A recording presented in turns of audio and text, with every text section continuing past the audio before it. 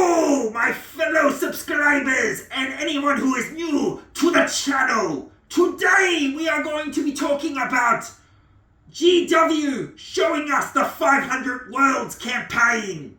So if you don't know, recently on the community page and also as well on trailers on YouTube, they are releasing the 500 Worlds.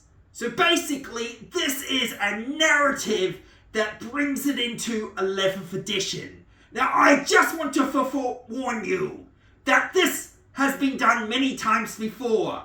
When it came to 8th edition going into 9th edition, we had the Psychic Awakening books. Now in these Psychic Awakening books, there was multiple ones at different narratives throughout the galaxy. So basically, we had the Devastation of Baal After Effects, where the Primaris were fighting off the Tyranids. We had in this one here, the Death Guard and the Custodes, with Fabius Bile causing some issues for the Death Guard. And then after that, we also had one with the Word Bearers and Templars. It was a couple of books with narrative play, with some awesome new rules in it, new stratagems, new war gear for your warlords, and also as well, just some cool lore and new battle plans and scenarios. We also got this again in 9th edition going into 10th edition with the Arcs of Omen.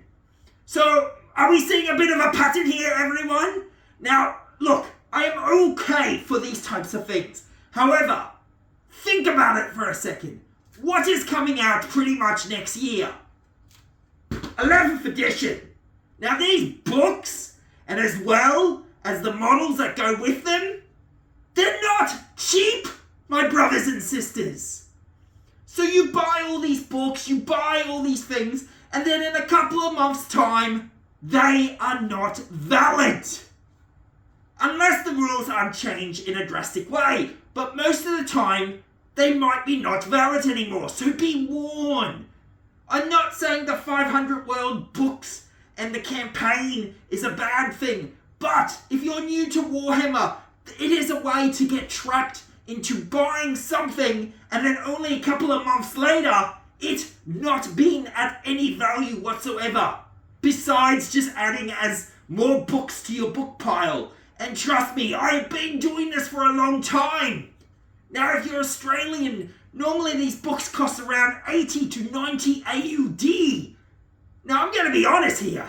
If you're pumping those things out on a regular basis, it gets very, very pricey. Okay? So, the 500 Worlds, yes.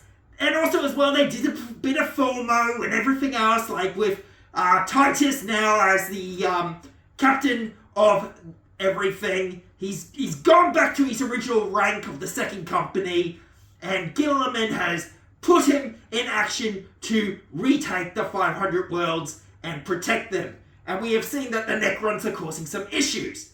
Now, I kind of was wondering when the Necrons were going to go back into the setting, because we left it off in the Dominus Crusade with a bit of a conflict between the Silent King and Guilliman. And nothing really actually happened besides Guilliman retreating and also as well it just being stagnant. Like there was no real progression through the story. Guilliman then had to deal with Mortarion. And so just a heads up, 9th edition was in Dominus. However, 8th edition was with Guilliman dealing with the Death Guard. Now, I know that's a bit weird, but it should have been, the 9th edition lore setting should have been in 8th edition, and the 8th edition lore setting should have been in the 9th edition, because when the Indominus Crusade books, like the Dawnfire books and everything finish, it actually leads up into the Dark Imperium books. What is, as I said before, Guilliman versus Mortarion, more mainly. So, they kind of stuffed that up in lore, they kind of did have a bit of switch around, but you can follow the setting now. Everything seems to be up to date. Guilliman has now got Captain Titus to basically try and save these worlds again. Like, basically get everything under control. What's going to be a hard thing, in all honesty. 500 worlds is a lot, and especially if you're versing the Necrons. But, as I said before, yes, this is really cool for the narrative, but for a price range, not really good because one, you're going to be increasing your book pile, and two, 11th edition's around the corner. So the real thing is, do you want to spend your money on a little bit more narratives, a couple of different battle plans and scenarios, a little bit of lore and maybe some special rules, or save that money and buy 11th edition when it comes around? Look, you're an adult. The choice is yours. But at the end of the day, I feel like I will probably save my money and wait for 11th edition to come out next year. Okay? Because there's going to be probably some new minis and something cool in the lore. Something very drastic. But what is happening in the setting here is basically going to help lead into 11th edition. Okay, now that we've got that out, we've talked about the 500 worlds, we've talked about how this is kind of GW making a couple of extra dollars before bringing out 11th edition, just to make a bit of FOMO as well. Now let's talk about the Christmas boxes. I don't actually see them very interesting, telling the truth. The Christmas boxes, especially for the Chaos Space Marines, I already have the models for it. There was nothing there to incent me to buy it. Also, the one with Fulgrim, I didn't feel like there was that many units in it either. So it comes to the point where, are you really getting the bang for your buck for the prices? And telling the truth, I think it's been, from what I've seen from previous Christmas boxes, it's a little bit lacking, okay, in that area.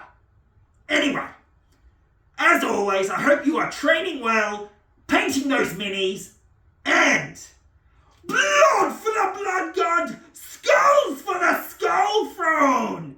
And I will see you next time when I post something. I know it has been a while, okay? Being a dad and working shift work, it takes it out of me. But when I do get a chance, I do want to make a video for you. So, I hope you understand these things do take time. Anyway, have a good one.